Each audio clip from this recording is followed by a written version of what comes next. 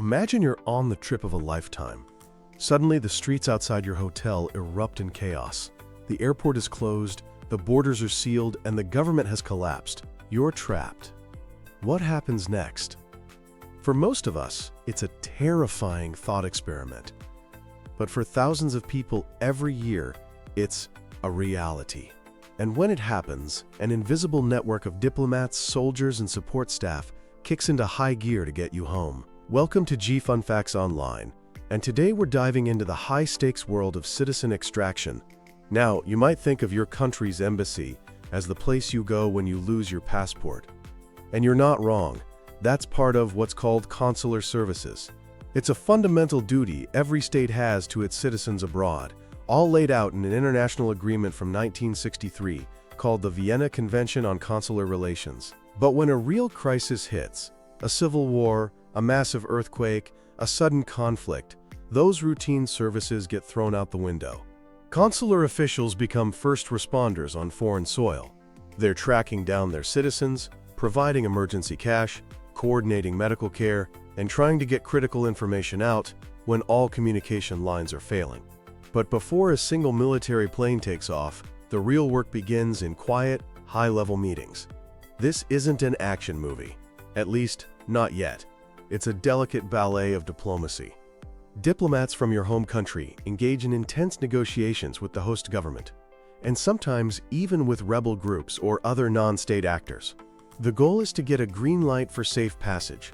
They might be negotiating for a temporary ceasefire or the creation of a safe corridor, a specific route that all sides agree not to attack, allowing civilians to leave. It's a tense, behind-the-scenes effort that can mean the difference between a peaceful evacuation and a tragic outcome. When diplomacy isn't enough, or the situation is just too dangerous, the government might authorize a NEO, a non-combatant evacuation operation. This is when things start to look a bit more like that movie. A NEO is a massive, coordinated effort to get civilians out of harm's way.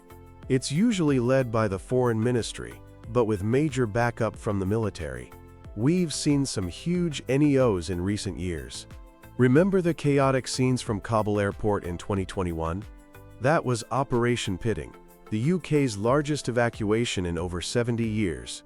In 2022, India launched Operation Gunga to get its citizens out of Ukraine. And in 2023, Canada ran Operation SAVANNE to evacuate people from Sudan. These operations are logistical nightmares, involving military aircraft and ships, all while trying to process thousands of terrified people under extreme pressure. But there's a darker, more insidious challenge: hostage diplomacy. This is when a country detains a foreign citizen, often on trumped-up charges like spying, and uses them as a bargaining chip. They're not just random arrests. They're calculated moves to exert pressure on another country. Dual nationals, journalists, and academics are often the targets. Suddenly, an innocent person becomes a pawn in a geopolitical chess game. Responding to this requires a completely different playbook. While public outcry is important, the most effective work often happens through quiet, back-channel negotiations. A famous historical example is the Canadian Caper in 1980. Where the CIA and the Canadian government worked together to secretly extract 6 American diplomats from Iran. You might know it from the movie Argo. Getting people on a plane is only half the battle. The responsibility doesn't end when the wheels are up. These evacuees have often been through incredible trauma. Consular services also focus on the human element, setting up handling centers in safe locations to provide food, shelter, and medical care. More importantly, they provide psychological support, helping people process what they've been through and begin the long road to recovery.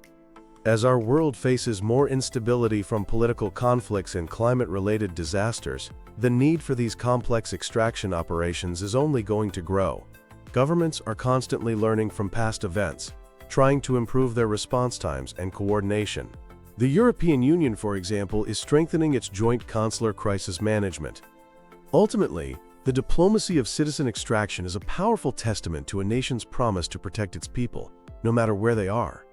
It's carried out by quiet professionals, the diplomats, soldiers, and aid workers, who run toward the danger to bring their citizens home.